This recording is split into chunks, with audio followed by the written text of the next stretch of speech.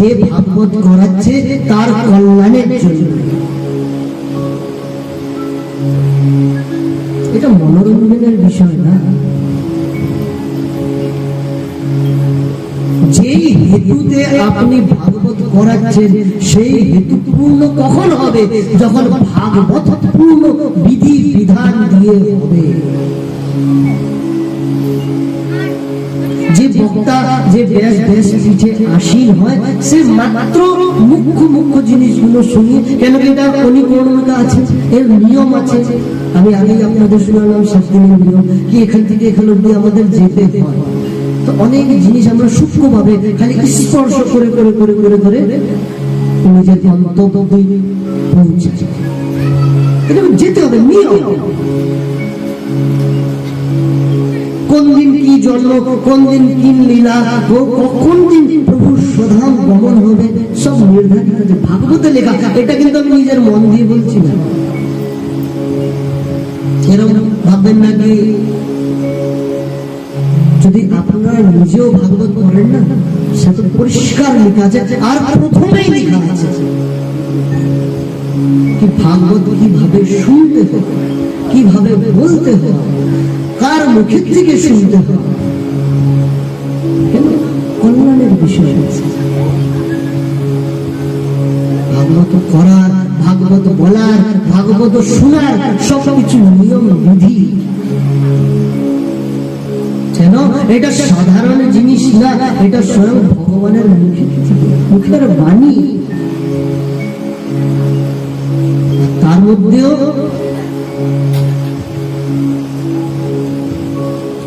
নিগম কল্প তরুর গলিতম ফলম সুখ মুখাদ মৃদ দ্রব সংযুতম পিবত ভাগবতম রসমালয়ম মুহুরহো রসিকা ভুবি ভাগবতায়। এই ভাগবত কি নিগম কল্প তরু গলিতম ফলম, মানে বেদ রূপী কল্প বৃক্ষের। কল্পবৃক্ষ জানেন?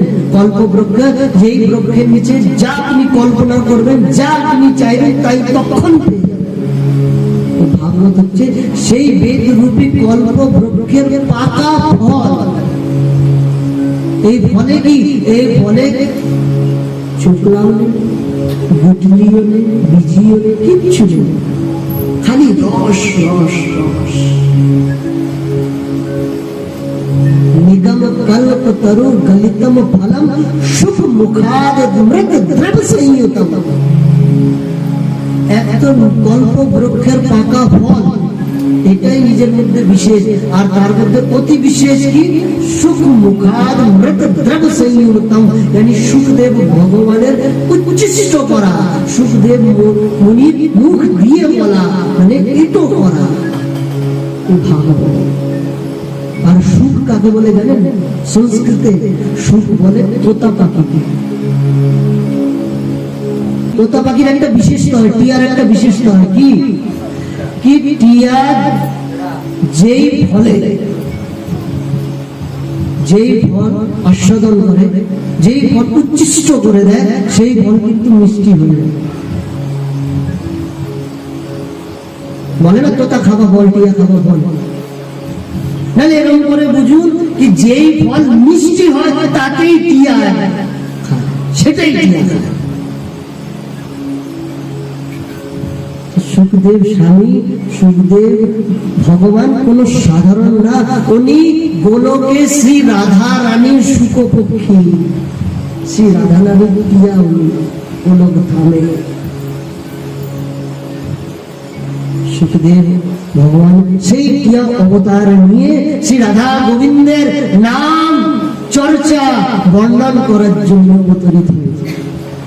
সুখদেব স্বামী শ্রী রাধা রানীর টিয়া, আর রাধা ওনার গুরু।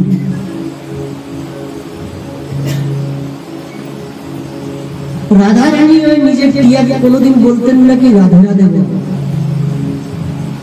সব সময় বলতেন কৃষ্ণ কৃষ্ণ কৃষ্ণ কৃষ্ণ কৃষ্ণ। কেন?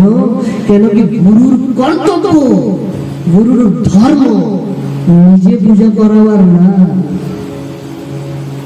গুরুর ধর্ম হচ্ছে ঈশ্বরের পূজা করাবা, গোবিন্দের পূজা করাবা। তো সেই রাধারানী ওই টিয়াকে সুখ পাখিকে বলতেন, কোনদিন রাধারানী বলেনি কিন্তু রাধা রাধা রাধা রাধা রাধা বলে না,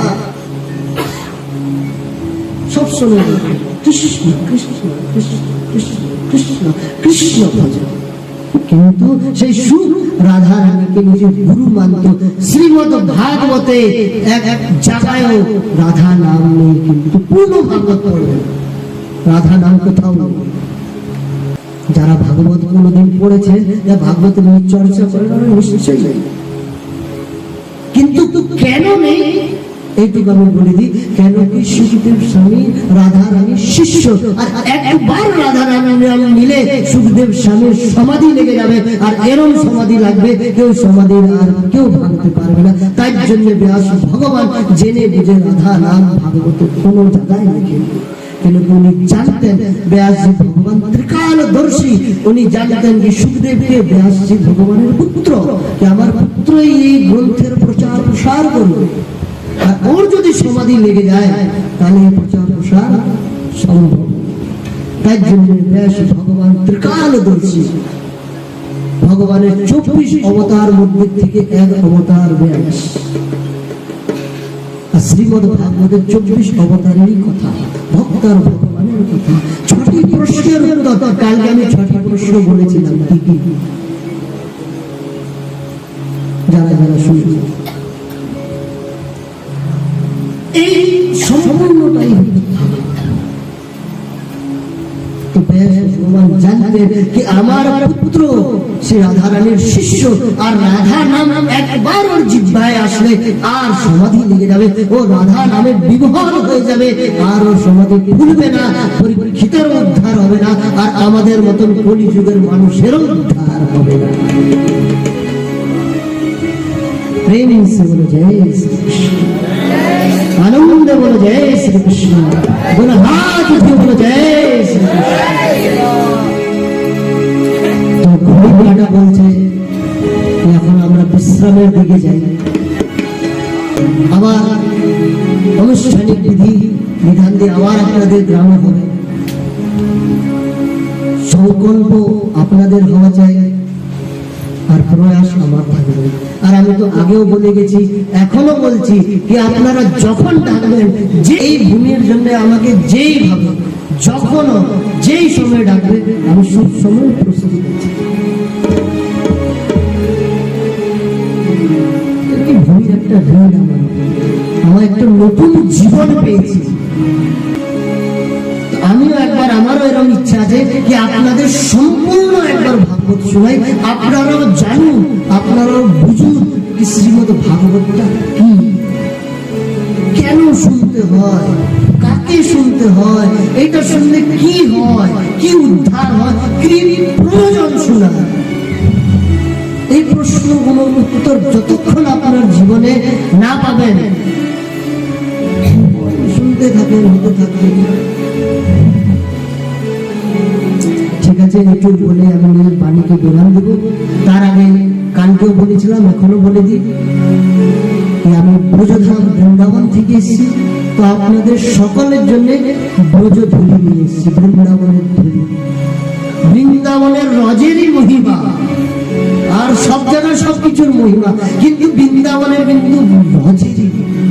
কেন কি যতদিন গোবিন্দ বৃন্দাবনে রয়েছে ততদিন কিন্তু উনি পাদুকা পরেন, পায়ে জুতো চটি পরেন।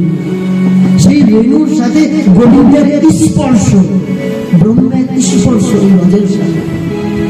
সেই রজের মহান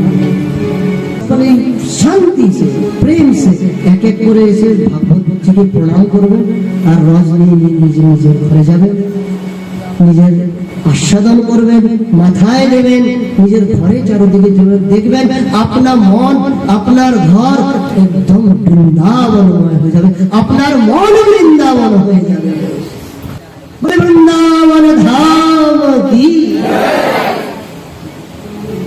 তো তো যেহেতু আমরা বৃন্দাবন থেকে এসেছি, ব্রজবাসী এসেছি, তো ব্রজবাসীর ধর্মই এটা, যেখানে যায় সেখানে রাধা নাম কৃষ্ণ নাম বৃন্দাবনময় করাই আমাদের ধর্ম।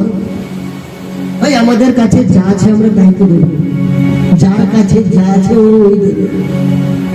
আমার কাছে তো সেই রাধা নাম, সেই গোবিন্দ, এই ছাড়া কিছুই নেই, আমি ওটাই দিতে পারি। একবার প্রেম সে বলো জয় শ্রীকৃষ্ণ, মনের আনন্দে বলো জয় শ্রীকৃষ্ণ, হাত তুলে বলেন জয় শ্রীকৃষ্ণ। আর আপনাদের থেকে আমি একটা দক্ষিণা চাই, কে কে দক্ষিণা দেবে হাত তুলুন। বলছি হে ভগবান, আরে দক্ষিণাতে আমাকে আপনাদের ধন সম্পত্তি চাই না, চাই না বাবা, ধন আমরা কি করবো ধন? नाम महाधन है अपनो और दूसरी संपत्ति ना ही कमानी। ये नाम महाधन है हमारे पास, हमें दूसरी संपत्ति चाहिए। দক্ষিণাতে কি দেবেন?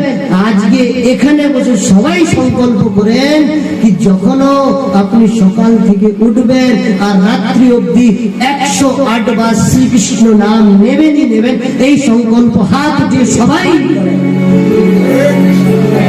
প্রেম সে বলো জয় শ্রীকৃষ্ণ, জয় শ্রীকৃষ্ণ, জয় শ্রীকৃষ্ণ। আগামী বার যখন আমি আপনার গ্রামে ঢুকি, আমাকে জানি ঢুকতেই অনুভব হয় যে আপনারা সংকল্প ঠিক করেছেন। ঢুকার সাথে সাথে জানি প্রতিটি ব্যক্তি, প্রতিটি বাচ্চার মুখে আমি কৃষ্ণ নাম শুনি, তাইলে আমি জানবো যে আপনারা সংকল্প সত্যিকারের মন দিয়ে। বাস এইটুকু দক্ষিণা চাই।